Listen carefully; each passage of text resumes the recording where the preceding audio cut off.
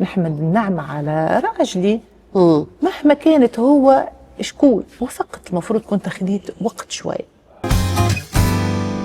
عسلامة، مرحبا بكم في حلقة جديدة من بودكاست حاجة حلوة. اليوم مانيش وحدي كالعادة، معايا جيجي واللي عرفتوها بتنسنيس متاعها. حابين نقول لكم شكرا على مساجاتكم وكل حاجة حلوة قلتوها لنا. اليوم ضيفتنا مشرفتنا في العالم العربي، ضيفتنا لليوم منال الحمروني. عسلامة منولة. عسلامة، شحبي لكم مرحبا. جيجي بسام. مرحبا، لينا موجودة معاكم اليوم. نورتنا. ميرسي على نورتنا. الانفيتاسيون الحلوة هذه. واخيرا تقابلنا. وأخيرا تقابلنا معايا حاجتين الحلوين وانت في برنامج حاجة حلوة. وانت يعيشك الحاجة الحلوة منولة. الكبيرة. وانت الحاجه الانفيتي نتاعنا هو ديما اللي نورنا، والحاجه الحلوه. نحب نحكي لكم اللي انا ومنال قعدنا برشا نخموا باش نتقابلوا، واليوم وين سهل ربي وتقابلنا. ان شاء الله تعديوا معنا سويعه ولا اكثر، حتى احنا ومنال شنو باش تعطينا وشنو باش تحكي لنا.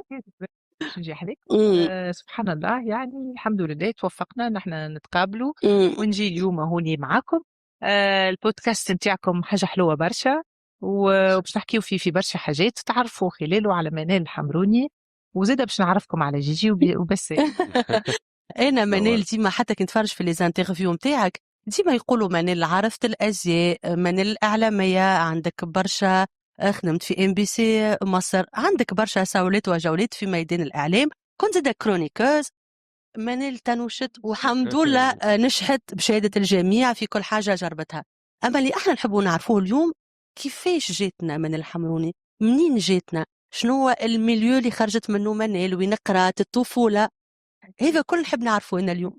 شو نشوفوا منال الحمروني الإنسانة، مش الإعلامية ومش الكرونيكوز ومش الممثلة زيادة. من حياتي بديت معناها عادية. قريت في خزادار. عائلتي من برد، وبديت حياتي وانا في وسط عائلة فنية. عمي متخرج مسرحي، احنا من الكيف. والدي زاد كيف كيف عمل برشا مسرحيات في بداياته، ما هو توا يعني خدم كادر كبير في الشرطة. مي والدي يعشق الفن ويعشق التمثيل. عمي مدير برامج إذاعة من الإذاعات، إذاعة تونسية كنجم نقول. دونك وأنا مليانة صغيرة وأنا في خزنة دار دخلت نترينا في استاد تونسيان، عملت باسكيت مع هند بن محمود، شكون ما يعرفهاش. أي دخلت عمل دانس. عملت أول مسرحية ليا جافي يظهر لي 12 14 في دار ثقافة نجل باشا، وعملت مسرحية يا سمرة يا بنت عمي محلاكي. وبديت مسيرتي ديما وانا كوريوز، نحب نتبع، نحب نقول انا فيا حاجه اللي هي قاعده تحرك فيا، ونسال ديما نسال ونحب. سبحان الله، امي كانت مشجعتني برشا برشا في المجال هذا.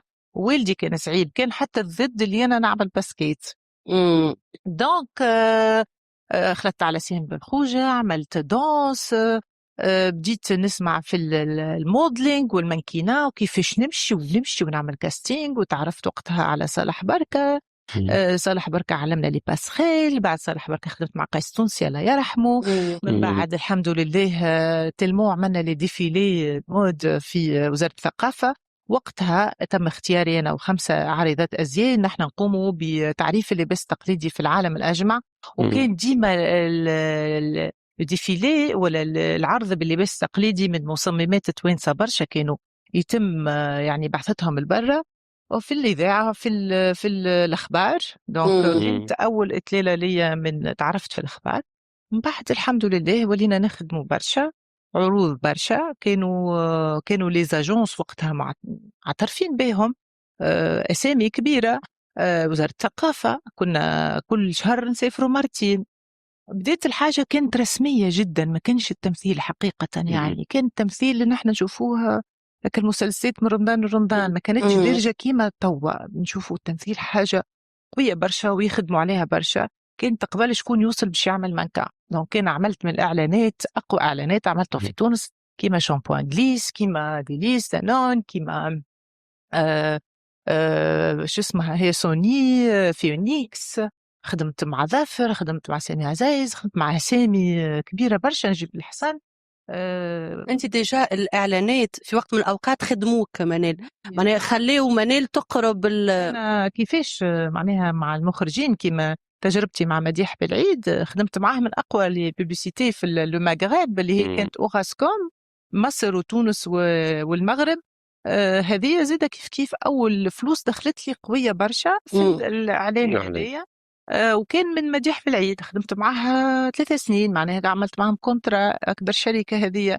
ومن الفترة هذه اللي خدمتها مع مديح بالعيد كانت علاقتي به وطيدة جدا وتواصلنا ديما. أنا من بعد خرجت عملت مسرح في لندن وقريت في لندن وقعدنا في تواصل ديما. ديما كان يكلمني يقول لي برافو عليك عملت شكسبير عملت أكبر مسرحية كيفاش جا الديكليك متاع لندن؟ كيفاش خممت باش كنت تنجم خاطر في تونس عنا احنا معناها تنجم كنت بديت غادي وكملت. أنا مشيت قلت باش نعمل على شنو تفركس؟ هذا اللي حبيت نوصل. على شنو تفركس؟ على خاطر بديت في تونس كنت تنجم تكمل في تونس. حتى بقعة بالنسبة لي أنا أمبيسيوز على الآخر نقول بالك نمشي بالك تو نلقى حاجة أقوى من هنا. خليني نشوف نجرب ديما عندي لازمني نجرب نشوف بعدين نختار. عملت هوني أول تجربة زايدة من بعد المسرحية الصغيرة هذيك. الحمد لله كانت عندي تجربة قوية برشا اللي هو فيلم لي بوبي دارجيل على رجين التين مع نوري بوزيد. وكنت مع هند صبري اللي أنا معها في سال دو سبور دور صغير برشا من تجربة حلوة وخاصة مع نوري بوزيد معناها مخرج كبير. دونك الحمد لله بديت من غادي الانطلاقة. نرجعوا كيفاش أنا مشيت لندن. أنا نحب اللغة الإنجليزية برشا وقريت هوني في لابيديست قبل ما نمشي وطلعت غادي باش نقرا اونجلي ومنها جاتني الفرصه. تو انا بطبيعتي قاعده نقرا علاش ما نعملش حاجه موازيه حاجه انت تحبها حاجه انا نحبها. نمشي نعمل تمثيل مثلا. قريت في من اهم المسارح ولا كيما نقولوا اهم المدرسه نتاع التكوين نتاع التمثيل ونتاع المسرح. دونك هذيك خدمت فيها وعطيت من عندي برشا مع انها بلغه مش لغتنا مي تعلمت. والحمد لله من اهم المدارس في كوفن جاردن هي اكتر سنتر. والحمد لله يعني حتى اصحابي والساده نتاعي حبوا منال كيما يقول لك ديما طموحه ومصره وتحب تخدم. معناها مثلت باللغه الانجليزيه غاديك مثلت في اطار المدرسه. يعملوا هما كيما تقول انت لي كومبيتيسيون اللي شكون باش يتخرج شكون باش ينجح شكون باش نعديوها الليفل. دونك عملت الحمد لله 7 ليفلز ونجحت. قلت لك عملت اقوى مسرحيه شكسبير.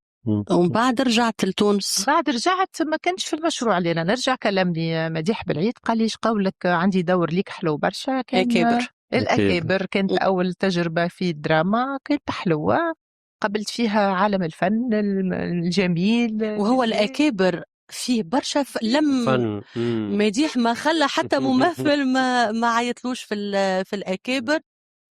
والله الأكابر أنا حسب رأيي مش ملقاش نجاح كبير. ليه تسويق ممكن ناقص. التسويق اللي هي ما قامتش بدعم بما فيه الكفاية. مش تقليل من القناة لا مش تقليل من القناة مي أنا نخدم على البرودوين تاعي هو زاحم يعني مسلسل في الحوار زاحم. أي زاحم هو وقته أما كان ينجم يعمل أكثر. ما عملوش عليه بوبليسيتي قوية يعني فهمت. وهذيك هي الإمكانيات نتاع القناة اللي معناها مع إنه ممثلين قويين برشا. هم زهيرة بن عمار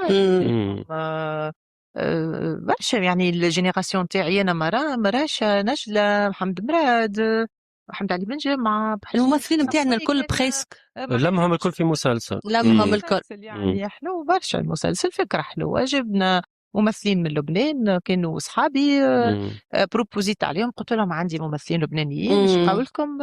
جاوا وخدموا وكانوا فرحانين على الآخر. ومديح الحقيقة تحية ليه خدمها الخدمة ياسر مزيانة.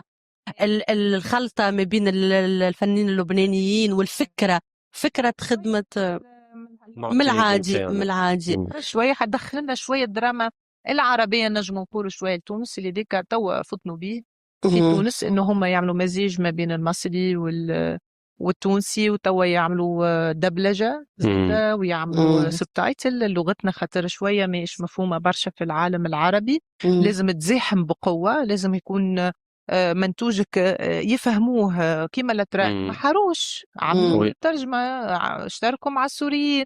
اي ما خلنا نسعى وخلنا ندزوا على بلاصتنا، عندنا ممثلين قويين، مخرجين قويين، عندنا تمثيل حقيقي في تونس. احنا تو مثلا الشقيقة والجارة بتاعنا تزير تخدم برشا مع التقنيين التوانسة، مع المخرجين التوانسة، مع حتى مسلسل بالطبيعة مسلسلات من أنجح المسلسلات في الجزائر خدموهم التوانسة. ديجا تويك ولاو ممثلين يحكوا باللغة التونسية باللهجة التونسية نتاعنا. أي مجدي سميري بالهم كيفاش تغاوى على العالم نتاعهم واتقنوا لغتهم. واحنا علاش شو مجدي سميري زادك نذكروه، زاد عمل تجربة إخراجية طايرة على الآخر في يعني. أما زاد احنا في مصر الحقيقة أنت مدامك بحذية وبحذينا مصر إيجيبت فهمت. احنا زاد التوانسة نورمالمون نعملوا مجهود بصراحة، نعملوا مجهود ويحكيوا باللغة التونسية في مصر معناها الحقيقة. خاطر راهو ريت لا مش ادوار في الحوارات منال في الحوارات معناها برشا خاصة قديمة الحكاية. ما توا ولات لاموفا انك تحكي تونسي بين ظفرين معناها خاطر المسارة ملا شو اللي تبدل منال. علاش كنا نراو انا تونسية باش نحكي معاك شيك تقول لي ايه ولا انت بتقولي ايه ولا شو بتحكي ولا ما فهمت عليكي. والله نقول لك حاجه منال كلمه تونسيه لازم نزلقوا كلمه تونسيه حاجات الجمله ان نخفف شويه. لا انت عندك مزيج نخليها شويه بالعربيه شويه يعني مش كالتونسي القوي اللي انا مانيش باش نخلي مثلا حواري مع ممثل قدير اني انا نضيعه معناها لا نرضاها للروح ولا لي انا. دونك انا نهذب بنفسي ونعرف باش نتكلم ملافظي باش نوصل معلومه بلغتي. انت تحكي لغه بيضاء فيها شويه مصري ومتنوش بالتونسي فيها اي يعني. صحيت تحسها عربيه بلوتو وتتكلم بالتونسي. مي انا توا قاعده باغ اكزومبل نشوفوا في المواقع توا الوسائل الفرنسي مسكن هما كيفاش والله نقول لك حاجه توا باغ اكزومبل تشوف في انستغرام ولا في تيك توك ولا حاجه تلقى ساعات يعرفك لايف بين حد تونسي ومصري يفهم فيه لاباس عليه. لا ساعات يقول له ايه ميسي لا في اللايفات مكفريه بالصدفه هكا حاجه عشوائيه يلقاو بعضهم مش معناها يفهموا كليكي خاطر احنا كي نغطسوا برشا في الكلام. سامحني راهو تيك توك يا اخي سامحني مش قص عليك جيجي مي تيك توك هو ماهوش مباشر ولا ماهوش منصه باش انا نتكلم كلامي يكون واضح. لا ما فهمتنيش في روحه اللي هو ما فهمش زي ما يحبش يقلل من مش يفهم راهو زاده منال راهو مثلا انت كيف تقول عسلامه اهلش نحويلك. انا شفت فنانات توانسه تقول له ازيك يعني تقول له ازيك قولوا عسلامه يعني. لا نحكي في انا تبغى نحكي حوارات. انا كي جبت لك على تيك توك علاش جبت لك على تيك توك خاطر بدينا العالم يولي يزيد يقرب برشا حسب ما شاء الله مصريات مؤثرات جاوا لتونس وتصوروا جاوا في حمامات هاوكم فيهم جينا مؤثر فيهم مصري ممثله زاد فيهم ممثله شكرتهم وبعثت لهم ودعمتهم مرحبا بكم في بلادي بعثت لهم مساجات برافو عليكم انا ما نعرفش جوست لا هما حبوا قال لك في شفتهم حبوا قال لك نحبوا تونس بارك الله نسقسيو برشا توانسه ياسر راعيناهم على الميديا واكثر بلاد اللي انا عرفت لمصر ولا البلدان الخليجيه اكثر بلاد نتاع انستغرام وتتبع هي تونس. اكثر بلاد تتبع دونك هما اختاروا عارفين باش يجيبوني يجيبوا اكثر نسبه مشاهده. اي نجم اي صحيت من اللي يحبوا على الجمهور التونسي عارفين الجمهور التونسي سميع عنده وذويق فنان خاصة تبيع حابة تقول نسنيسي فهمت نهذبوها شوية منال الحقيقة أنا فرحانة برشا اللي أنت معايا علاش خاطر عندي برشا فرق صار حد جيني من مصر نحب نفهم مصر شنو صاير فيها قبل ما نوصلوا لمصر شنو صاير فيها بمعنى الفنانين كيفاش الكاستينغ بتاعهم خاطر احنا الحقيقه الكاستينغ بتاعنا مثلا نعطيكم اكزامبل على الشقيقه والرفيقه تونس لا الكاستينغ ما نسمعوش به الحقيقه يتم في سريه تامه سر من اسرار الدوله حتى حد ما يقول لنا يا جماعه راه فما كاستينغ ولا تحل كاستينغ ولا تتفرج في المسلسل تتفرج في المسلسل طول من بعد كي تعمل الريشيرش نتاعك تلقى ولد خالة المخرج وجارة المخرج وماهوش الحقيقة. نحب نعرف في مصر فما هكا ولا لا؟ أما قبل باش نحكيو على مانيل الكرونيكوز، فما حاجة هي تنحات الحمد لله توا، اللي الكرونيكوز راهو عندها بلاصتها في البرنامج.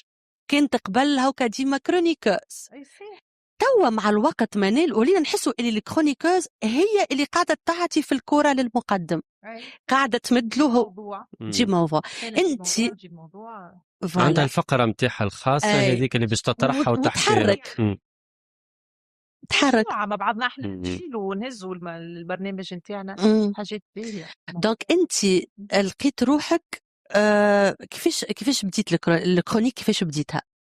بديت الكرونيك انا مشيت حضرت، كان في برنامج قبل اسمه كل الناس حاجه هكا، ما نقدرش حسينو كان معايا نوفل جنبي، قال لي منين انت في تونس؟ قلت له وي نمشي هاكا نمشي ونجي. قال لي باش نكلمك، فهمت؟ نوفل شاف فيا حاجه تاع شويه كوميدي بتاتر. قال لي منين قولك نعملوا تجربه مع بعضنا ونجيبك عندي. جيت كضيفه ومن بعد قال لي نحبك تخدم معايا، وقلت له وي واي نوت، انا ما نرفضش يعني فرص حلوه لي انا مع جروب حلو. قال له بيا فوزي بن قمرة، نوفل، كريم الغربي، ولا المجموعه حلوه برشا. كيف مشيت معاه في برنامج وقتها لاباس، من بعد كلمني وبديت التجربه على حلوه. عملت برشا سكتشات حلو، منهم صادق حلويس سامحني كان معانا زاد، ومنهم جنود الخفاء بلال ورسول. يعني كانت مجموعة ياسر حلوة، كانت عائلة ياسر حلوة، والبرنامج كان ناجح برشا.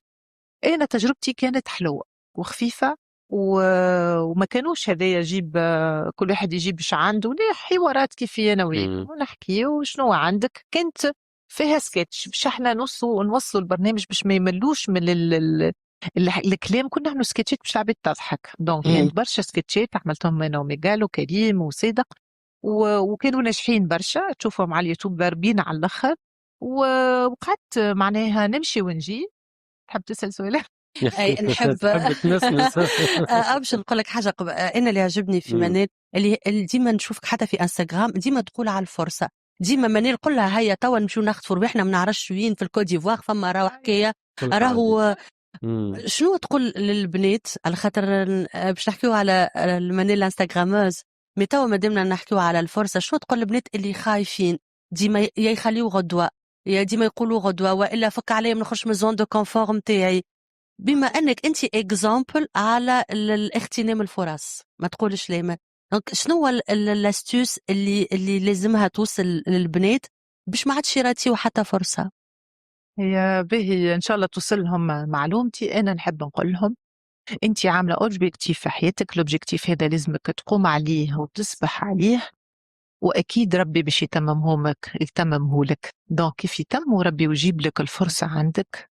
فما عباد تخاف من الفرصه، فما عباد يقول لك بالك تطلع خايبه، فما عباد توهق، فما عندهم صعب القرار صعب. انا بالنسبه لي كشخصيتي كمنال، حتى والفرصه مش فرصتي نقول فرصتي ونمشي لها ونجربها ونشوف، وبالك تكون من نصيبي. دونك ديما نسعى للخير، وديما نسعى اللي أنا أي فرصة تجي في طريقي نقول نجرب الساعة. بالك أنا بالحق تكون هذه هي اللي ما نخافش نصدم. من أنا صغيرة نصدم، نحب نجرب. ديما نقول هذه فرصتي، وعمري ما اختفت فرصة حد. كل واحد ياخذ له. فمتى أمانة نحب نقول ديما ثقتك في نفسك، ديما انت تعرف قدراتك. وانا نتصور اي واحد يجي في الدنيا هذه وربي خلقه ديجا هو متكون من كل شيء. ربي خلق لك ثقتك في نفسك، ربي خلق لك زين الخلق من داخل ومن برا. ما نتصورش انسان جاي ناقص. النقص يتصنع بالتجارب الفاشله، بالخذلان من الناس اللي ما تقولش كلمه خير. تشوفك ناجحه تقول لك ما خيبك اليوم ليلي والله ما عجبنيش قلت هكا ولا هكا.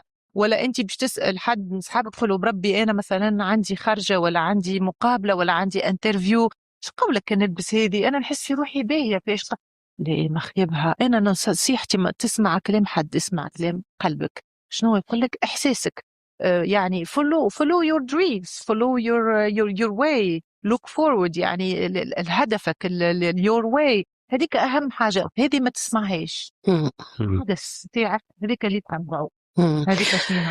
تعرف منال، واللي أخيب من إنك ما تمشيش للفرصة هو ما بعد الفرصة، وقت اللي تبدأ تقول يا ريتني مشيت للفرصة، هذاك عذاب. دونك كما قلت لكم والبوكي على الأطلال. تعملها تغلط ما بتتخ تتعلم منها. أنا صارت لي مرة ما كان ما كانتش فرصتي، ما كان أنا قلت لو سعيت عليها أكثر كانت حتكون فرصتي. لازمك تكون ثقة في نفسك عمياء، هذيك سبب النجاح أي حد في حياته. ترسم الهدف وتقول أنا باش نوصل للهدف هذاك، أنا هدفي اللي حاط عليه اللاين باش نوصل له بإذن الله.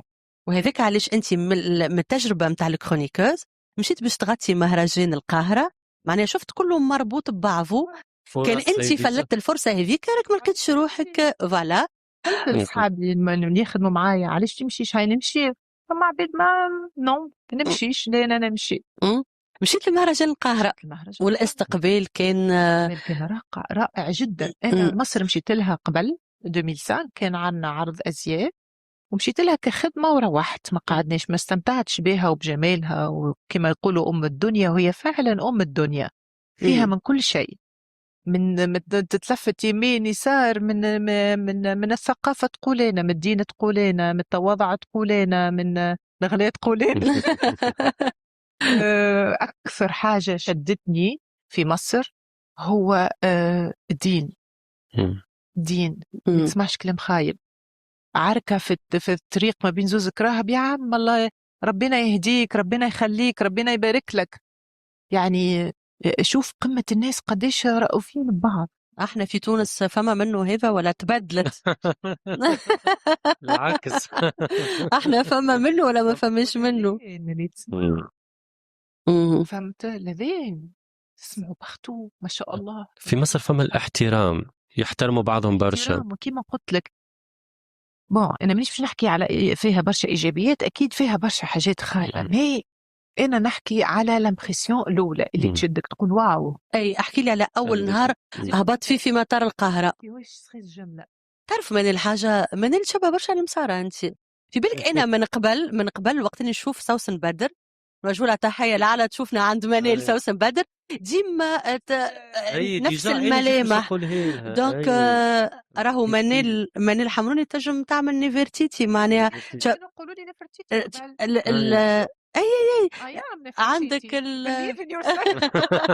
عندك الزين نتاع الفراعنه اللي كانوا هكا العينين. مشيت لمصر اول حاجه قالت لي انت اكيد مصريه، عندي نظره مصريه، انا عندي نظره مصريه.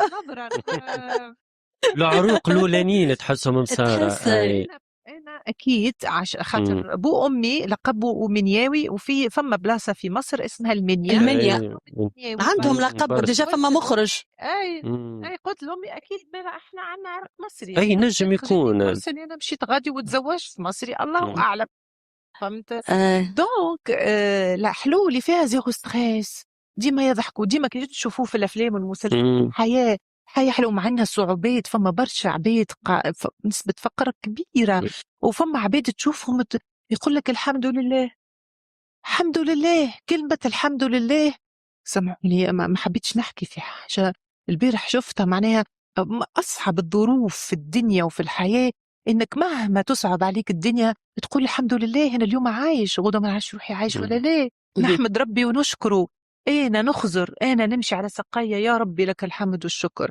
أنا مانيش باش نقعد أنا فماش ضو، فما مش نخلص الضو ونخلص عشان ولاد باش نقريهم. سمعت يعني مانيش باش ندخل في يعني سمعت يعني صحيح الدنيا تصعب على احنا فما واحد يتحط في ابتلاءات، الابتلاء هذا كيفاش واحد يخرج منه، كيفاش إيمانك أنت بربي، كيفاش أنت إيمانك بنفسك وبحياتك، كيفاش تواجه الدنيا صعوبات. كنا نواجه صعوبات، أنا واجهت برشا صعوبات، برشا صعوبات. عرفت كيفاش تخرج بالعزيمة والإرادة. راهو شو إجا نقول لك، أنا ديما نقول منال احنا قاعدين نسمعوا برشا في هذيك كاللي يجوا يقولون ما تعملوش، ما تأيسوش، ما تبكيوش، أكل كوتش دو في هما لاموفا جديدة. لا يلزمك ساعات يعطيك شوية بوزيتيف. أي أما زادة منال لازم صحيح، ويلزمك تاخذ لازمك تاخذ وقتك. فما عباد تقول لك أنا نهارين نسكر على روحي نبكي نفرغ قلبي، نتأزم مع روحي نهار الثالث نخرج ننطلق. احنا تو لينا نضغطوا، فما برشا ضغط منال. ما نحبش نبكي ونسكر على اي اما روحي. زاده ما لازمكش زاده ما تحسبش وجيعتك، ما لازمكش فوالا تتواجه تبين هذا وتحكي، نحكي مع صحيت جيرانك، بس نحكي وجيع. فوالا توري اللي فما وجيعه، على خاطر توا ولاو برشا نحبوكم. اسمع، فما واحده صباح الخير يا جماعه، الفرح والسرور. إيه هو صحيح. اي اما منال راهو فما حاجه اخرى، راهو قد ما تكذب روحك تكذب صحيح. لا يعطي النصايح لما واحد حاسس لا، ونجم انا نقول اي انا توا فرحانه، اما انا من داخل فما وجيعه راهو ما تنجمش، لازمك تعيشها، تعطيها شويه وقتها باش تنجم تقوم منها. فهمت؟ خديت وقت برشا، مم. تعبت برشا. في شنو بالضبط اقوى وجيعه منال؟ لطف عليك من الوجيعه، ما اقوى حاجه حسيتها قلقتك؟ ضعت، حسيت روحي ضعت. مم. وجيعة قوية. خلنا نقفلوا الملف نتاع مصر اللي أنا قلت اللي هي باهية وتحتوي الإنسان، تحس روحك غريب مم. وحاجة باهية برشا، فيش ستريس وترتاح فيها. هوني أول مانيش نحكي على تونس، نقولوا فيها برشا ستريس من الضغوطات، من الحياة، من صعوبة المعيشة، من لا بس. المهم نحكي، والحياة صعيبة أكيد صعيبة، وفيها أوقات باهية، أوقات ربي يمتحنا باش يشوف قدراتنا، شنو هو مقدرتنا، وشنو هو كيفاش نتعداو هالمحن هذه. أنا وجيعة كبيرة برشا لأي إنسان ولا إنسانة في الدنيا هذه، إنه حب الأم.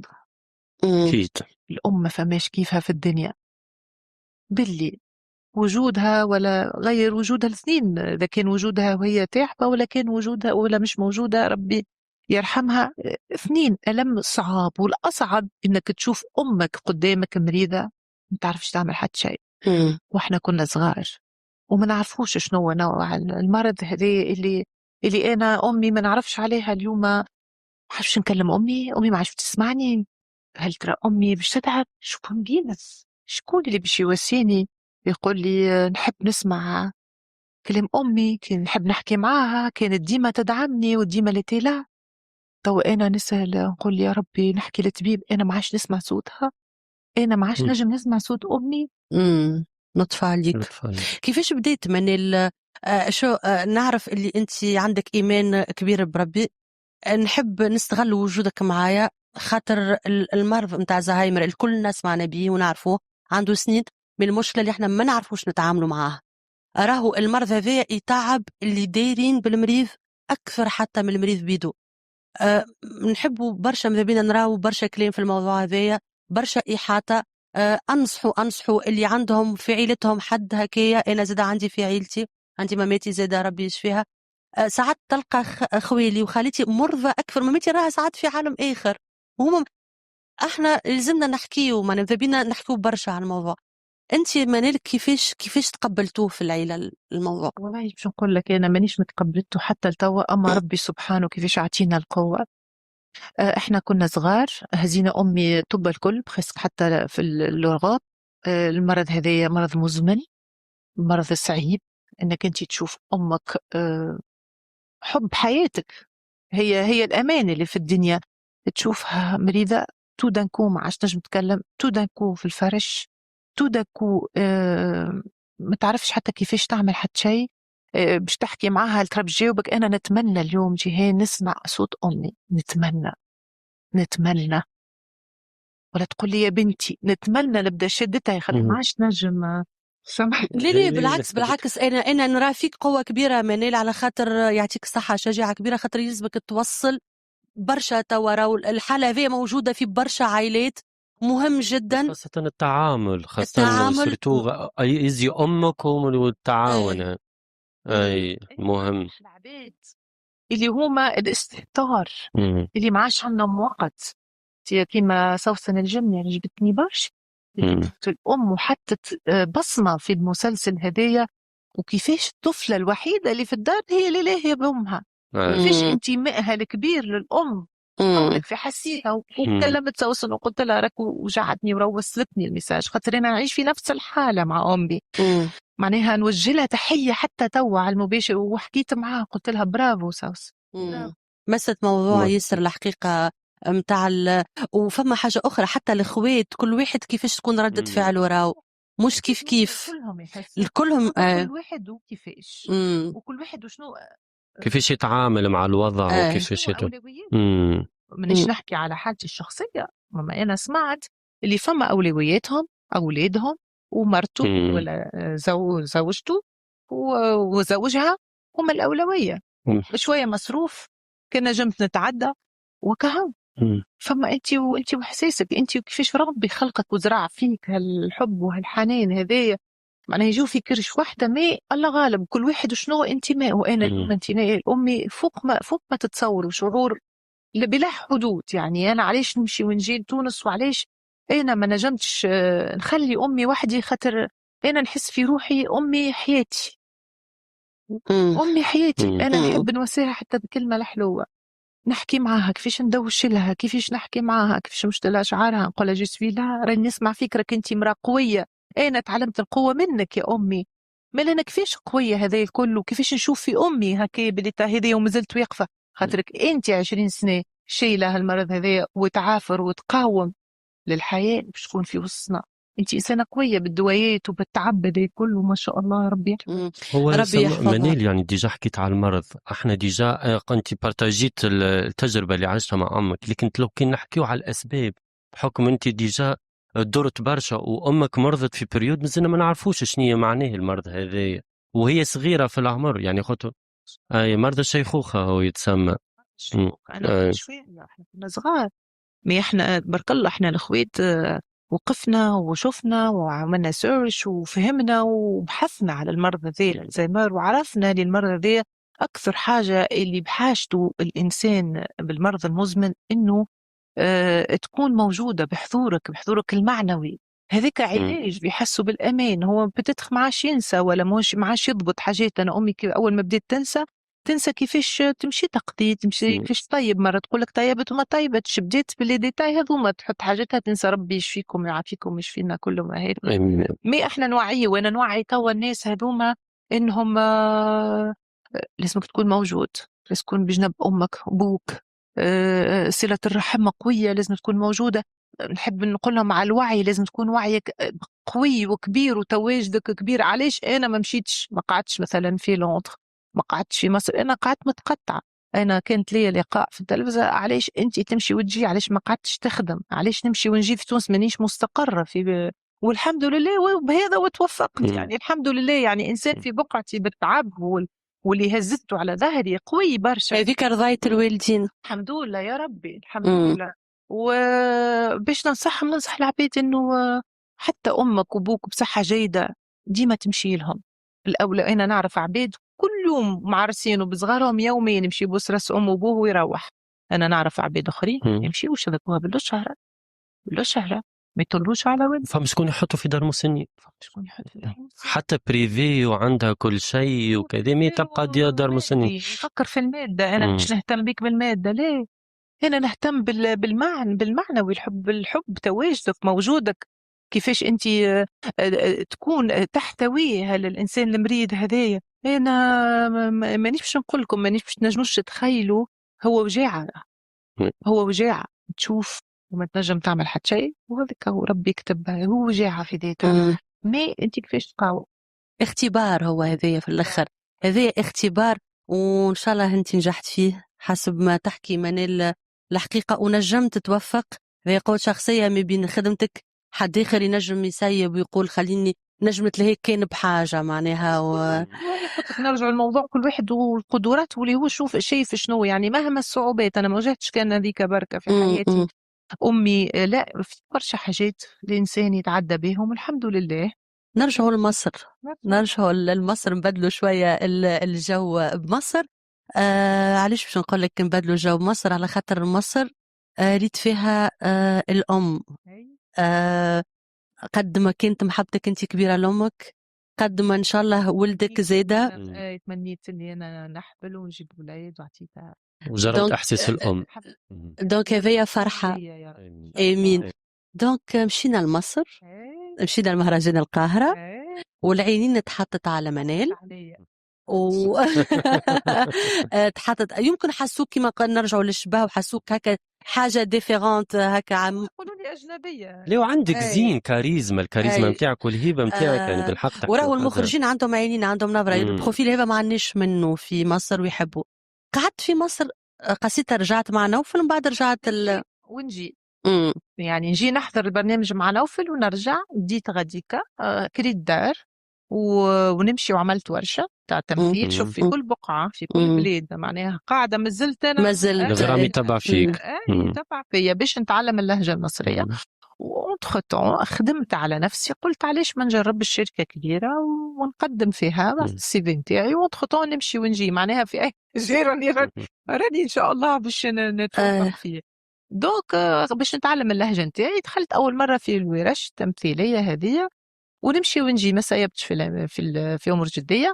وانتخطون اللي أنا مقدمة على ام بي سي، مجموعة كبيرة تمشي تقدم وتستنى الفرصة نتاعك. قعدتوا تلفة في الأخ. عدنا في الأخ. أنا نحب نعرف شنو اللي يميز منال الحمروني على الزوز الآخرين.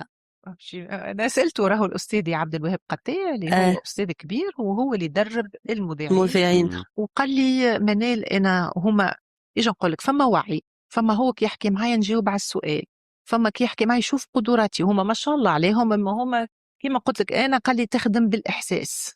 فما ناس تكتب فيني باي باي أنا خلصت شغلي وخلاص. ليه؟ فما إحساس، فما كي فما تكنيك آخر غير أدائك أنت باش توقف في الكاميرا وتقدم في برنامج كيما الام بي سي. فما قدرات، فما ضحكه، فما احساسك كيفاش تنطق الكلمه، كيفاش توصل. وانا وصلت له اللي هو حب عليه، والمدير القناه اللي هو حب عليها بطريقتي. واكيد راهو زاده جمال الروح، جمال اناقتك خاصة توري معناها قدراتك، مش معناها في خدمتك برشا في كل شيء. باكج كامل. وانت خاصة في الصباح كنت موجودة. مصري معناها راهو الصباح حاجة في مصر مهمة على الآخر. والأكلالة تبدا صعيبة برشا الصباح صعيبة. البشاشة حتى المكياج كيفاش تعرف كيفاش تختار كل شيء يفرق. في الصباح نحب نرى وجه بشوش في الصباح، وجه انت انسانه طموحه جدا، وانا نحبك وتحب توصل وتحب تخدم، وهذه الفرصه اكيد ليك انت. انا علاش ضحكت انت ما سالتني؟ نحسك تحب تعرف علاش ضحكت. بربي ندي للقنوات نتاعنا راه فما سبحان الله، فما مذيعات تاع صباح، فما مذيعات تاع عشيه، فما مذيعات تاع قايله. بربي الصباح على الاقل خلينا نلقاو هكا شويه خاطر اجا نقول لك الجمال، فما الروح، فما اللبسه، فما معناها بدلوا وقت التغيير. خاطر عنا راهو احنا عنا مشكله راهي كبيره برشا، اللي ما نبدلوش ما نتطوروش. راهو اللي عندها 20 سنه صباح توا هي بدا راهي فاده، راهو تجي الصباح فاده. معناها اعطيوها فرصه اخرى في العشيه ولا اي وجيب جديد. هو ساعات راهو جيهان زاد الامكانيات لا احنا ساعات ماناش تلبس وحدها، ماناش نحكيو على تقول لك انا جو فو ما يهمنيش خلينا نمشي كما انا وما يهمنيش نقول لك سبقى نصرف نقاطعك انا هون. صحيت ليه وماناش نحكيو على القنوات الخاصه. راهو اي نحكيو على مانيش نحكيو. شوف القنوات الخاصه كيما فما في الاذاعه والتلفزه التونسيه، راهو تنجم تدبر شكون تلبسك، تنجم تلقى توا تنجم تجتهد تلبس وحدك. لا نجم تجتهد. نحب نعمل كل شيء لكن الطموح اللي عندك انت ماهوش عندهم هما. متعرف علاش؟ على خاطر راهو ايماجين انت عبد عنده 10 سنين وهو قاعد في نفس البلاصه، اصلا الديكور بيدو نعرفوه، هو بيدو ما تطورش. فما بالك الانسان معناها يلزم راهو تنجم ساعات، هو ساعات في اداره يمشكي العرف، يمشكي حتى انت ما تقلقش. راهو فما نوع برامج هي بيدها معناها برامج هي بيدها ما تلون فيها، فما تلوين في كل شيء في الموضوع في المحتوى نتاع البرنامج. وليه وصباح معناها فما برشا حكايات تنجموا تحكيوا صباح محليهم. معناها كيما قال بسام هي تبدا ما عندهاش الامكانيات، مش ما عندهاش الامكانيات، هي ساي حست روحها عملتهم الكل فك 10 سنين هذوكما ولا 15 سنه، ما عادش تنجم تزيد. احنا وعنا برشا صحفيين وعنا برشا في البقعه هذه وهي ماهيش هدفها. صحيت، والا حتى كان هدفها لا حتى كان منال يكون نجم يكون هدفها، اما 5 سنين يطوروا عايشك، يطوروا اي اف ام بودكاست وتطور. ما تلقاش روحك في نفس السيركل في هذيك نفس المعتاد الساخ اللي عليه. انت تولي. تقترح وتعطي وتعمل ملف وتقترح، وانا نشوف نفسي هكا وتعاون مع المجموعه نتاعك ويبدلوا مرويحهم. انا بتدخل ما نشوفش من الشخص، انا اشوف من المسؤول. صحيت. انا كيفاش نخلي برنامج نفسه هو وبنفس الادوات ماهيش متبدله، ماهيش ما نشوفش فيها تغيير، علشان قاعده تطبيق. احنا ديجا ويك بنيهم اسمع مني، ويك بنيهم نعرفوهم هما مراهقين مش مراهقين، نعرفوهم في العشرينات، نعرفوهم في الثلاثينات، رينيهم في الاربعينات. نفس راهو هو العمر مجرد رقم. وكبنا الاجيال نتاعهم الكل احنا نحبوهم هذوك، ما فما اسامي نحبوهم على الاخر، ماذا بينا نراهم في حاجات اخرى، هما يتبدلوا ويرحمونا احنا نتبدل. حتى فما ديزيفينمون تظاهرات على الفاشن وعلى احسن الاتلال وكذا. ساعات تشوف شكون خذا احسن اتلاله، وكي تغزل الاتلاله نتاعو تقولوا كيفاش هذا يخذاها الاتلاله. يعني بالحق ما فماش حق تجديد، ما فماش حاجه يعني بصمه ديجا. هو شنو انت من الروح نتاعك باش تبينها فك اللبسه نتاعك، والشخصيه نتاعك باش تبينها فك اللبسه نتاعك. ساعات تخزر العبد وتقول يعني كيفاش عرفت هذيك اللي تحسهم غروا بيه، خاطر هو ديجا كخذيك الجائزه نتاع احسن اتلاله، يقول لك واو انا خذيت احسن اتلاله، يعني باش نبقى نمشي على تمشي هذاك وما فهمت. هو يكون في البرنامج نتاعو انا الرام الديريكسيون والاداره وكلهم اللي يشوفوا هم اللي قاعدين، هم العين نتاع المشاهد، مش هي نفسها. هي خاطر صحيح وانا نلوم على الاداره اللي مخليها، ولا انا يا ندفع ونطور من البرنامج نتاعي، ولا نغير المحتوى، ولا نغير الشكل، ولا نغير المذيع، ولا نخلي انا المحتوى نتاعي قاعد روتينيا مش ناجح وموجود عليه. اي تو مثلا في التلفزه الوطنيه نورمالمون نلقاو برشا برامج حواريه وبرشا مانيش قاعدين نراو فيه، وانت اللي تحكي على الاحسن اطلاله راهو اللي عمل ايفينمون هذاك ما عنده حتى حل، نفسه هذاك نتاع اطلاله 20 سنه التالي باش يعطيه هو بيدو ما ينجم ما لقاش. انا نشوف شخص انه بار اكزومبل يستناو في الدعم، ممكن هما يستناو كالإعالة الأولى، وممكن هما حد اللي البادجت ولا اللي كاباسيتي، ممكن ما فماش المسؤولين اللي هما يحبوا التطور في ذاتهم، يعني هما يحبوا هكاك. في مصر هكا فما في مصر باي اكزامبل في مصر بدلوا راهو مش نحكيو في ما شاء الله، يعني احنا كان فما برشا مؤثرين بدلوا نظرية اللبس، الحياة بدلت، ما نعرفش انا في لبستهم، في كلامهم، في تبدلوا. يعني احنا نتكلم على نطاق الاذاعه حاجه اخرى، اما المفروض يتفرجوا في المؤثرين ويتفرجوا. صحيت. ولا عندك اكزامبل حي بحذاك، معناها احنا اكثر حاجه نحبوها انا التلفزه الوطنيه نحبها خاطر خدمت فيها وصغري كلها تعدى غادي، دونك عندي لي سوفنيغ نحبها تتطور، انا توا قبل ما نتعدى للاخرين الكل لازم نتعدى وطنيه اثنين، وبك عندي فيهم الامل. هو راهو تجي باش ما نقولش راهو فما حتى صحفيات ومذيعات يعني ما شاء الله عليهم قاعدين يخدموا، يقول مرة انقطاعوا من الإدارة كاملة. هم أكيد أنا بتدخل كنا نحاورهم ولا نحكي معاهم باش يقولوا لي راهو ذيك الإمكانيات احنا قاعدين نخدموها هكاكا. فهمت معناها جيت لهم تعبت. هي الإدارة الرئيسية نقصة شوية. التغيير هو يبدأ من فكرة التغيير. نجم أنت اليوم أمنيتنا الكل احنا خاطر الجالية نتاعنا التونسية الكل يتفرجوا في القناة. تعرف حاجة بايكزامبل احنا مثلا في تونس عنا برشا عبيد تتقن اللغة العربية، عنا ممثلين ينجموا كانوا ينافسوا الدراما السورية عنا عملوا ممكن فاتوا السوريين، علاش فاتوا احنا المرحوم فتحي الهداوي كان عنا زاد اصوات، وعنا اصوات زاد في الاذاعه الوطنيه. عنا اصوات راهو كي تسمع لا نحكي تمثيل باللغه العربيه، راهو كي تسمع عنا انور العايشي، عنا محمد المختار الوزير، برامج ممثل صحيت العربية. قلت لك أنا أتخرج من كيف تخيل احنا ما عناش مسلسل على حنا بعل مثلا، عليه ما عناش مسلسل تاريخي. لا مش إمكانيات، الأفكار المحدودة والله تنجم تكون ما عنا لكن ساعات بالحق الإمكانيات تنجم تجي. ما عنا حتى مسلسل تاريخي راهو شو قد عنا احنا من عظامات عديوا على البلاد، ما عنا حتى علاش من الحمروني ما تمثلش عليسا مثلا بالحق معناها عندنا وتنجم تبيعهم راهو لافونتاج اللي يتباعوا بلادنا من هي الافلام نتاعنا ولا المسلسلات هي ديجا حاجه باش تعرف بلادك. هي ديجا ثقافه نعرف انا ثقافتنا وحياتنا كتوانسه ويعني من العصر القديم نحكيو على قرطاج يعني نحكيو على برشا يعني والدولة العثمانية اي كلهم تعدوا علينا احنا راهو الحضارات هذوك من الكل. مصر يعني دخلوا اول عقبة بن نافع ما هو مل اول مسجد دونك احنا كي تجي تشوف عندنا تاريخ قوي. عندك وتحس القروين، تونس التاريخ عندك القروين هي التاريخ صحيح. عندنا معالم تهبل، عندنا بالحق معناها علاش احنا وفما المنصات توا راهو.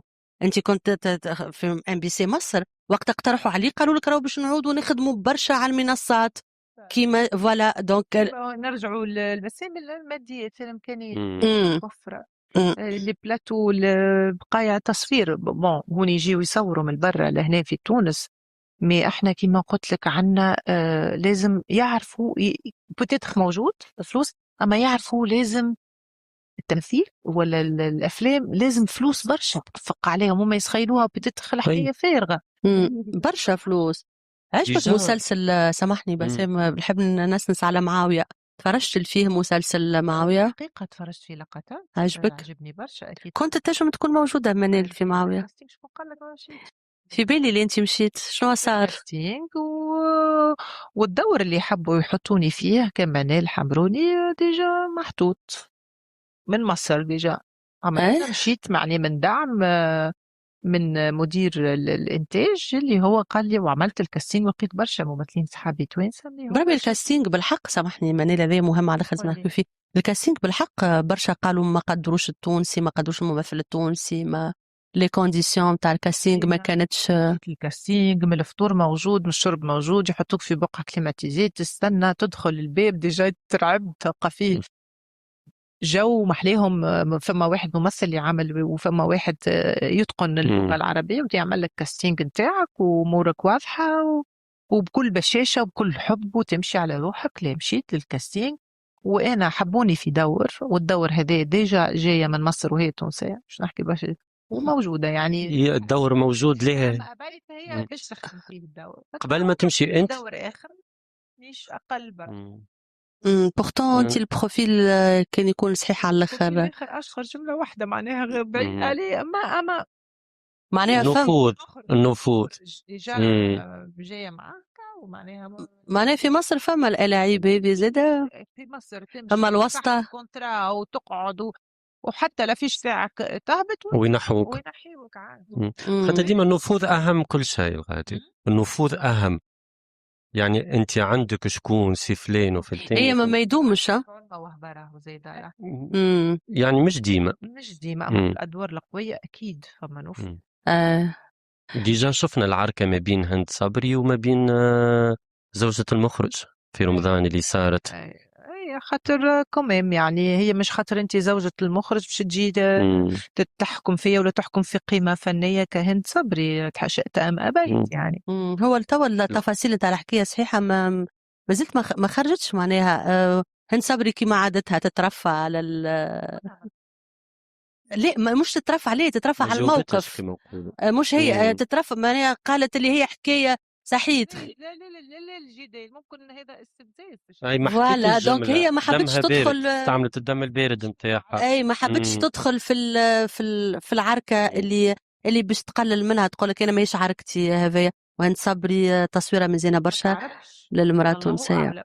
احنا ما نجيوش مع هند صبري لا لا لا لا لا لا لا بالعكس يصير ورا بالعكس يعلموا بيك انهم احنا لا هبش نقول لك حاجه منال حتى في مصر راهو قالوا احنا ما نتخيلوش هند صبري معناها هم علاش قلت لك الحكايه مازالت مش مفهومه.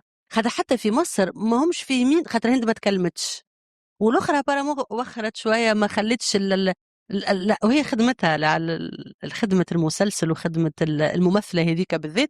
ما حتى في مصر ما همش فاهمين احنا مانيش قاعدين الجدل اللي صار. انا مانيش قاعده ندافع اما قاعده نخمم مع هند هكا بصوت عالي. نتصور هند ما حبتش تدخل في المعمعة هذيك، فهمت؟ صحية وجه معناها أنا بنتي حبيت يعني تخرج توضح توضح للناس مهما كان احنا مادام وصل الموضوع للإعلام. للإعلام لازم نخرج ونوضح. أكيد. التخبية نتاعي مش تفسر لي حتى شيء، والتخبية نتاعي باش نخليها هي تكون على موقفها الصح، وانا اللي بعدت يعني ما جاوبتش، ما عنديش دفاع عن نفسي، انا ضد هذا. أي أول صحيح. حاجة نخرج. هو تويك يا خجيجي، خلينا نرجع لمصر ونرجع للأم وإحساس الأم وكل حكاية متاعك. كانت تصورتك أنت تويك باش تبدأ تدخل في أنا توا العمق والتفاصيل، خاطر جيجي معروفة عندها تفاصيل توها وكيفاش القلب دق وكيفاش توا يعني باش نوصل له بعد. هذاك أي. أكيد أهم حاجة في الحكاية. قبل ما نمشيو للموضوع منال، الفرصة اللي تستنى فيها في مصر ما زلت تستنى فيها، كل جروحي نقولها. وكيفاش تسعى لها الفرصة هذه؟ كيفاش باش انا قاعده معاك وبتدخل نسعى. فما حاجة مشيت دي كاستينغ ديرنييرمون؟ نقول لك راهو اللي يحب يخدم يخدم. انا مشيت ولقيت البيبان ومشيت ليزاجونس الكل من اقوى يعني شبكات الانتاج، من اقوى المسلسلات الدراميه اللي هما اللي بودكم وكل شيء، نمشي لهم وكلهم صحابي، كلهم صحابي، ونقعد ونحكي معاهم، لكن يقولوا لي الفرصه باش تجي، هما شايفيني كيفاش مانيش فاهمتها. نجم تجي الفرصة معناها واحد ما لازمش يقول ما جيتش الفرصة يسايب عليا معناها. حاجة أخرى جيهان، أنا مثلا جي لتونس منال ما هوش باش يكسر راسه وهو يقول لك هاي طول، صارت لي برشا مرات يجيب حد آخر الموجود. فمتمنى نقول إن شاء الله الفرصة مازالت، وأنا نسعى لها، مانيش قاعدة معناها. أنا حتى في تونس إيميلاتي مساجاتي الواتساب أنا راني موجودة، فما أي مشروع شايفني أنا فيه أنا راني موجودة. ام بي سي ما زلت مطروحه هكا، ما زلت موجوده الفكره، ما زلت تواصلي معاهم. انا تم ترشيحي يعني الحمد لله. كان افتتاح مهرجان الاذاعه والتلفزيون العربي على طريق الام بي سي، وجابوا معناها بنتهم كمان انا تبعتهم باش نخدم معناها معاهم هما وقتها واقفه انا على الخدمه. اما هما كي جابوا رشحوا جابوا منال الحمروني، والحمد لله الافتتاح كان رائع جدا، وأول مرة نقف على مسرح مهرجان قرطاج تاريخ. شهرية كانت مزيانة برشا حلوة. كان فيها صبر باعي، وتكريم إش اللي هي مي عمر والمداح اللي هو شنو اسمه الممثل نتاع المداح، حمادة هلال. برافو عليك. ما يفوتني شيء. وانا متاكده منال اللي انت ان شاء الله يا ربي او تكلمنا عاده وتفرحنا وتحكينا باش تجيك على قريب فرصه، خاطر تستاهل منال، واثبت روحك كاعلاميه ككرونيكوز، خاطر مش سهل راهو انك ام بي سي تعطيك الثقه وكرتاج وبرشا معناها اسامي كبيره، ومحليك انت كنت مثلت المراه الوجه التونسي المزيان في السهريه هذيك بالذات. منال باش تسألك سؤال خطير، خطير جدا. خطير جدا. منال، اليوم تجربة الزواج قديش نجم تعطل المرأة في كاريرها في طموحها؟ تحكي مع المراية توا ولا مع الانستغرام؟ خاطر منال معروف عليها اللي هي في انستغرام متاعها ما شاء الله متخبي، ما تخبي حتى تخبي شيء على الفولورز نتاعك. انت توا قدام اي اف ام، الفولورز تاع اي اف ام وجماعة الانستغرام. تجربة الزواج تجربة ياسر حلو، ونتمناها الكل طفلة. والتجربة هذه أكيد احنا يعني الحمد لله لازمك زادة تركز فيها برشا، وتختار شريك حياتك أكيد أكيد أكيد، خاطر التجربة كانت على قصة حب، ويقول لك ما أجملها البدايات، ياسر حلوة البدايات وما أخيب النهايات.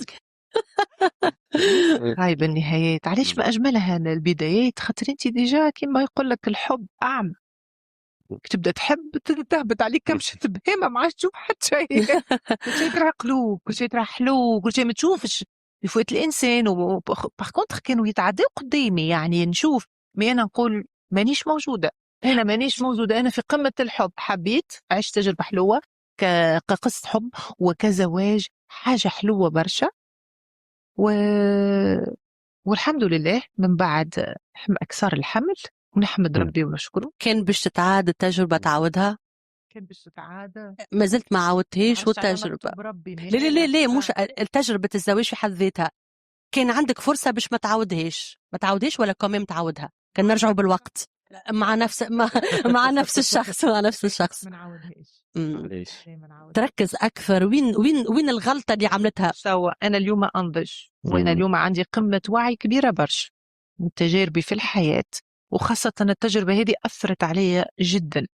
علاش قلت لك أنا أثر علي مرض أمي، ومن بعد أثرت علي قصة الزواج، مش الزواج، الانفصال والخذلان. وانتي تحب في إنسان عايش معاه عطيه كل الأمان مهما كانت الديفوات وحاجات هذوكم. أنا عندي ثنائيات في الحياة، ما فماش حتى حد مكتمل في الدنيا. دونك أنا كي حبيتك نرضى بعيوبك الكل، مقتنعة بهم ونتفاداهم. أنا نحبك اليوم ونحبك غدوة، ما ناخذلكش اللي نحبه ما ناخذلوش، ومستحيل يشوف مني كلمة توجع. أنا حتى اليوم يكون نحكي يمكن كلامه ماهوش بيعجبني، أنا ما نقولش الراجل هذا ما حبنيش، حبني برشا واعطاني حب برشا. نقول له اعطيني شوي شوي باش يدوب، انت اعطيني الكل. بتدخل عندي انا اكيد عندي برشا ديفوات، اكيد عندي برشا حاجات هو ما كانش حاببهم فيا. مي انا وقت اللي صار اقتراح الزواج وثقت، المفروض كنت خليت وقت شوي، تعرفنا على بعضنا. هما ما عندهمش يعني عندهم زواج يعني، فهمت. مي انا قلت بتتخزربت خاطر انا البدايات برشا حلوة.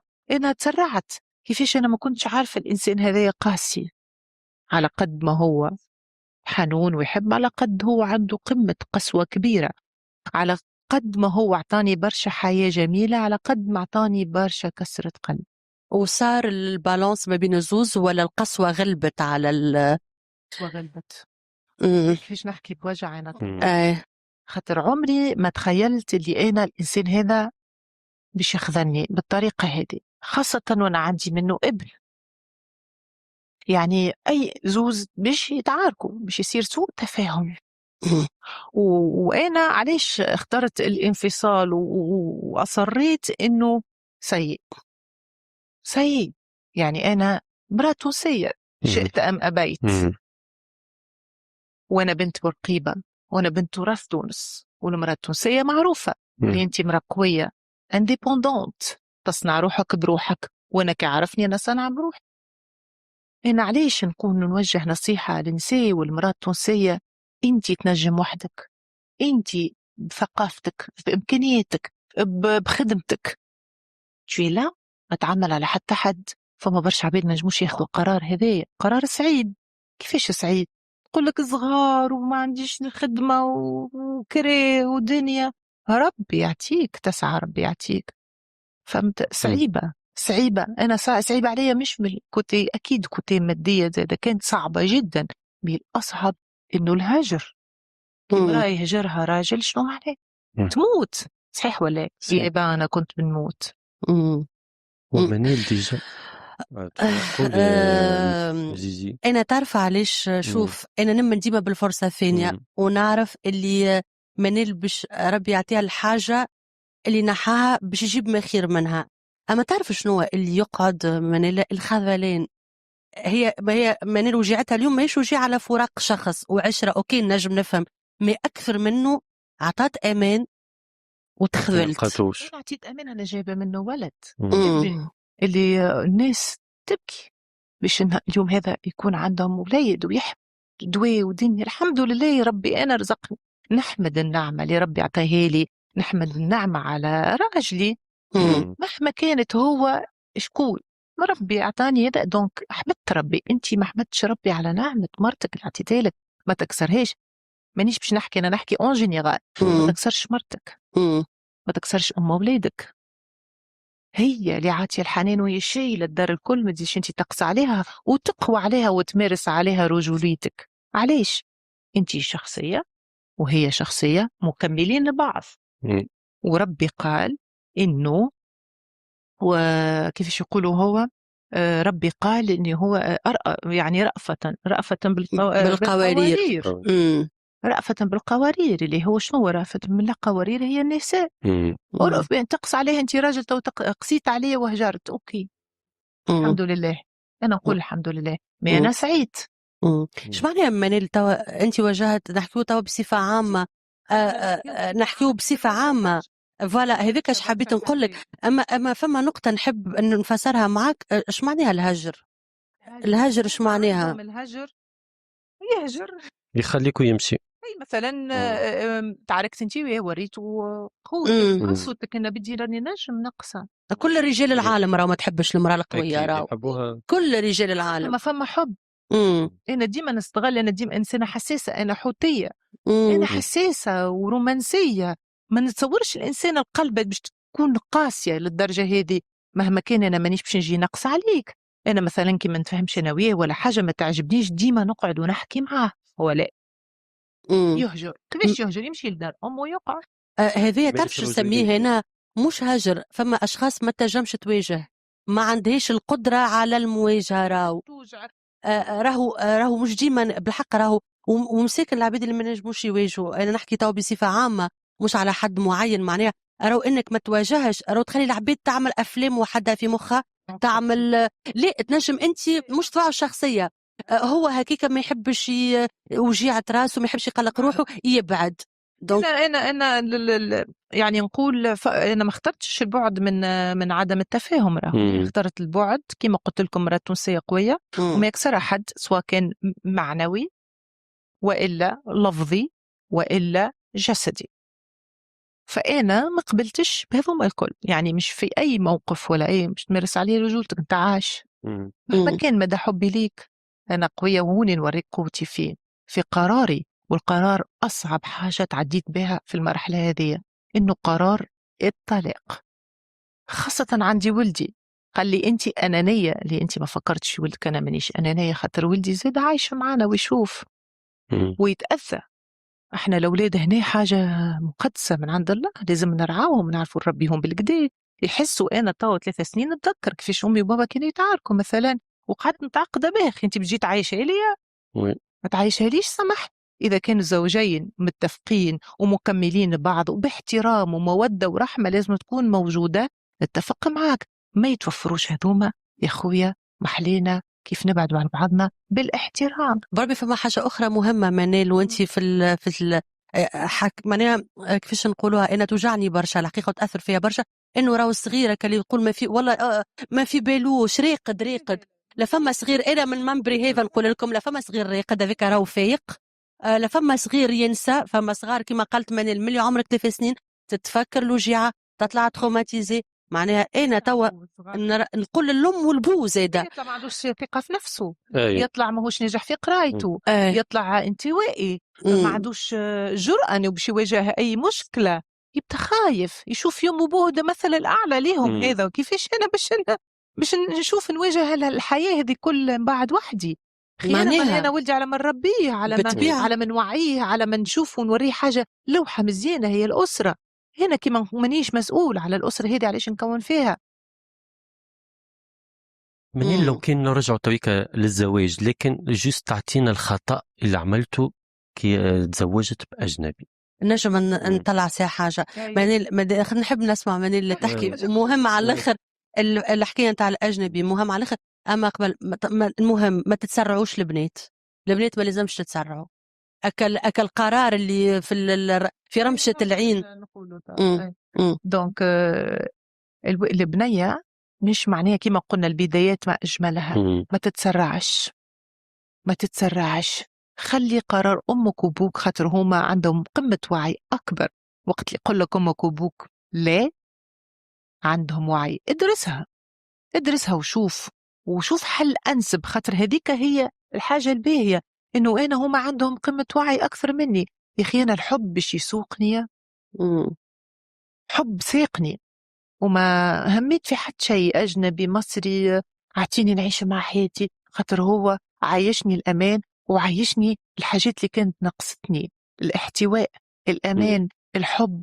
شنو اللي تحب عليه؟ أنا عمره ما كان الراجل اللي أنا بعد الزواج ولا حتى بعد الحمل اللي ضمن وجودي. ما أنا الراجل يضمن وجود المرأة، تسلط عليها وعليها شخصيته ما نعرفش كيفاش يتبدل، وأنا مانيش فاهمة. أكيد أنا مانيش كلامي على الراجل بركة اليوم، أكيد على كلامي حتى على المرأة. يعني أنت مش اليوم تنجب وتجيب صغير وقتها تولي تتسلط على راجلك وتولي تستقوى عليه وتخرج وقت تحب وتدخل وقت تحب وتخلي الولاد ونعرف برشا حاجات. أنا مانيش مايلة للراجل بركة، مايلة زادة للست للمرأة.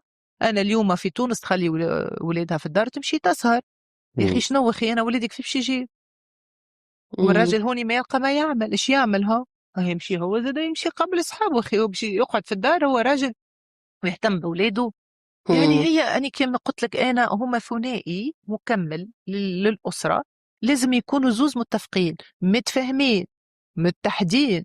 ما فماش زواج يقعدوا متفاهمين على خاطر فماش راهم ما همش واعيين، راهو الناس الكل راهو العالم بتاتخ الكل انه الصغار راهي حاجه هذه. راهو انت تبني في مجتمع. مؤسسه في مجتمع كيفاش باش تبنيه. انت هيك كان على الحاجه الورده كي تسقيها كل يوم تكبر تشوفها كيفاش تزهر وكيفاش تتنور وكيفاش تبدا فرحان بها.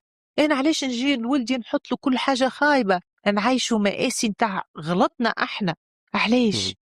انا راني حكيت برشا، انا ما نحبش ولدي يسمع، ولدي يبداش حتى فكرش يتطلق يحسني انا جو سي با بيان. فما صغار يقول لك دي ساعات انا فما صغار يقول لك انا شو مدخلني كي يكبر دخلتني في لعبه ماهيش لعبتي، في حرب ماهيش حربتي. لا تو يقول لك تو يكبروا ينساو، لا ما لا ينساوش. انت يزيد يتفكر. هلكتهم، انت سايي حطيت فيهم برشا حاجات خايبه في مخاخهم.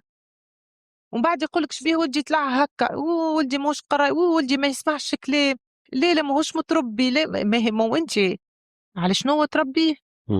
ولدك على راجلك على شنو تسلسوا، ولدك على شنو تربيه؟ معروفه هيك. انا نحب نزرع كل حاجه باهيه في ذهن ابني، كل صوره باهيه في ذهن ابني، شو يقعد يذكر كل حاجه باهيه. وديما نعلمه البوزيتيفيتي ونقولوا الحياه باهيه، لازمك تسوا فور، لازمك انت تكون ذكي باش تخدم وتقرا وتنجح. والصغير ما ينساش منال، ما ينساش، ديما نعبيله في مخه، نخليه ديما معبي. حتى توا فما الانفصال ما بيني انا ووالده، وهو قطع من يوم قراري بالطلاق، قطع تواصل ما بيني وما بين امه ولده، وقطع حتى المصاريف. هو ما نعرفش يقول لي هو في اطار ماهوش باهي انه ما يسامحني، ما حاجتيش بالماديات، كي الماديات مشكله، فما تليفونات فما تواصل. انا حضور. ولدي يهمني كيفاش انا نقعد على ولدي عام ونص، هذا اللي حكيت فيه قلت لكم في الانستغرام، خرجت هبلت. يا اخي نورمال جيت ولدك يسألك على ابوه يا بسام، في ولدك يسألني كل يوم يقول لي علاش انا بابا ما يهزنيش المكتب، علاش ما يجيش يهزني؟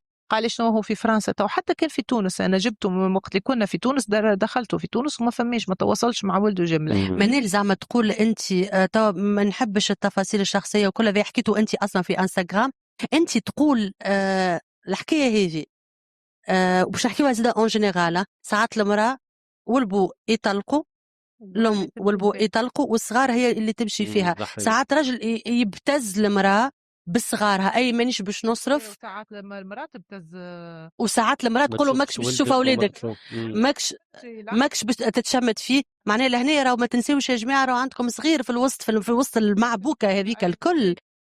شنو رايك في الحكايه هذه منال؟ كبير باش خاطر انا كحكيت حكايتي للناس اللي حستني، خاطر انا نهار اللي خرجت من الجلسه انه صعبت عليا نفسي، صعبت عليا حالي، كيفاش انا وصلت بعد الفتره الجميله، بعد هالسنوات الحلوه مليانه بالحب كيفاش نهايتها ما حسيت روحك في حلمة. نهايات كما قلت لك، في روحي في حلمه وانا معاكم، مازلت نحس في روحي في حلمه.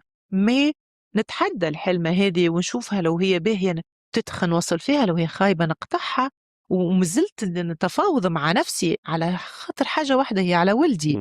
خاطر انا ولدي زاد ما نحبش يكون قراري صادم لابني، انا نحب تكون معاه علاقة طيبة، علاقة ودية، علاقة أصحاب، علاقة اثنين عاشوا الماء والملح وعاشوا فترات حلوة. يعني ما نعدمش التواصل، ما نعدموش التواصل. معناها الطريق لازم يكون صحي على الأقل وناجح. أكيد صحي، سواء ليا سواء للزوج سواء للأبناء، لازم يكون صحي ولازم يكون في تفاهم. وفما عائلة، العائلة هذه لازم يكونوا مع بعضهم في الباهي والخايب. ولدي سافا نقعد انا مع طليقتي باحترام، شنو المشكله؟ نخرج ونعملوا قهوه، نخرجوا صغار. انا عندي الفكره هذه برشا على فكره، والله العظيم موجوده في ذهني على الاخر. عادي، راهو هو يقول لك ابغض الحلال ديجا، معناها يكون فما تواصل، ومادام التواصل حاجة مهم. صحيح، مم. مادام حاجة حللها رب العالمين سيكون فيها مصلحة للمنولة. مش اللي احنا نسمعوا آه، في حاجات خايبة. نسمع في ان شاء الله لطف يا رب، برشا يا رب حاجات. يسترنا وان شاء الله يوصل الوعي قوي، وان شاء الله توصل المرأة قوية وتوصل تاخذ قرار، ولا الراجل ياخذ قرار وفي مصلحة الأبناء، لا ولا في مصلحتك أنت. بالك ربي كاتب لك خير، بالك هو ربي كاتب له خير. دونك خليك الحياة تقبل ربي اللي كاتبه لك بالوعي وبالترحاب وبالحمد والشكر. وأكيد ربي ماهوش باش يكتب لك الخايب. وعسى تكرهوا شيئا. تكرهوا شيئا وهو خير لكم، وعسى مم. أن تحبوا شيئا وهو شر لكم، وأنا أعلم وأنتم لا تعلمون. منال، تسرع عليه. تسرع عليه. باش نختم معاك، الوقت تعدى معاك منولة، ما حسيناش بيه. فرصة ثانية، فما فرصة ثانية. تتوقع انك تجم تعطي فرصة ثانية لروحك؟ ما زلت صغيرة، نحب نراك عروسة مرة أخرى. الفرصة الثانية. لا، المبدأ بعد التعب وبعد التعلق وبعد التخطي. مم. أنا تو في مرحلة التخطي باللي عديته من صعوبات ومن ألم، وحسيلو الحمد لله العائلة موجودة، الحمد لله ابني، الحمد لله. مم. قبلت قلت ربي انت كاتب لي هكا، انا راضيه بيه. من بعد ما نعرفش، انا نشوف حياتي لابني. اما انا نحب نصيحه جيهان بسام للي يتفرجوا فيا، مم. للبنات، وي. مم. ان هما انا اللي نواجه فيها. تزوج يا خويا اجنبي من اللي انت من اي بلاد انت حاجات. تحب عليه، تزوج ماناش كونتر. مي انا مشكلتي اليوم نجمتش نطلق على خاطر انا متزوجه باجنبي، والاجنبي مش مقيم في بلادي. بأي قانون اللي انت تحب تاخذ حقوقك كزوجه لازمك تمشي لبلاده، لازمك ترسل له على طريق سلك دبلوماسي، لازم تشوف برشا حاجات. ويمكن هو يرفض الطلاق وما يستلم حتى ورقه، وانت تقعد تدور في هالعجله. عاد انا نعرس به في بلاده، وهو جري ورايا راه قال لي نعرسه في بلادي. هاو قال لك تعرس في تونس خير. نحرس في تونس خير. هما فاكرين انه هو لو انت عرست في قانون تونسي تحبسه. كان انت عرفت اللي هو تزوج عليك مم. زوجة ثانية ثالثة رابعة، أما تنجم تحبسه في بلادك، في بلاده عنده الحق يتزوج. بعد عرفت الحاجات هذوما فتريثوا. وأي بلاد أنت تعرفت على زوجك دا تزوج به في البلاد اللي هو موجود فيها وكها. باش تلقى على الأقل القانون. تحميك انت، تحمي القانون يحميك. تاخذ حقوقك. علاش معليش حق يا اخي احنا كما نطلقوا كما نعرسوا كما نعرس كما نطلقوا. لا منولة، ان شاء الله ديما راك متألقة ومحليك، وان شاء الله نكونوا هكا. حبيتك انت تحكي على راحتك، تحكي اللي انت تحب تحكيه. راهو من منطلق النصيحة، راهو مش لازم، راهو معناها برشا يحبوا يخبي، وراهو سخيف باش المرأة تطلق، باش تعاود تعرس، باش تخبي كي تبدا مش وجه اعلامي، كي تبدا انت مش مشاركه حياتك للناس. انت تظهر في لي ريزو سوسيو، معناتها واي نوت كي توعي. علاش انا كي اليوم كي حطيته في انا كمان الحمروني الوعي عشت التجربة وجربت يعني برشا حاجات. وانت تنصح البنات والرجال زاده زوز يا خويا، تزوج في بلادك شرط حقوقك. انا نحب زاده عندي مساج اخرى. نحب انا راني في تونس وراني موجوده وراني نسعى برشا للخدمه، وربي ربي مكتب لي فرصه في تونس. راني انا بصدر رحب موجوده ونحب نخدم في بلادي. خاصه وانت منال ممثله اعلاميه كرونيكوز. معناها النجم نستغل في بلاد. وحاجه اخرى انا موجوده في تونس منال، وحاجه اخرى انت منال موجوده في العالم العربي يعرفوها. دونك ينجم المسلسل التونسي يعطي على العالم العربي باسم متاع منال. دونك حتى قلبها مفتوح زاد راهو للتوانسه للحب التونسي. دونك ان شاء الله نراوك. نحب بلادي برشا ونحب ان شاء الله بلادي، حاجه تشرفني وتنورني وتضيف لي. ان شاء الله نراوك منولة على قريب في التلفزه التونسيه نتاعنا. ان شاء الله نراك زاده في العالميه. انت تطمح. عملت فيلم في فرنسا كي مشيت زاده سعيد غادي ومشيت خدمت فيلم في فرنسا. وقتاش يخرج؟ او كتقول لنا باش نعاودوا حلقه اخرى. منولة في كل بلاد في السعي في كل ريتش ذا بوينت اللي انت بتحب توصل لها باذن الله. نورتني برشا منال، كانت حلقه ياسر مزيانه. فرحت برشا. يعيشك جنود الخفاء ديما وسام واسكندر نحييهم برشا. نورتنا برشا. كانت هذه حاجه حلوه، حلقه ياسر مزيانه مع منال حمروني. ان شاء الله ديما راها متألقه. نقول للبوفي ميرسي بوكو، نبوسكم برشا بوسات وابيانتو.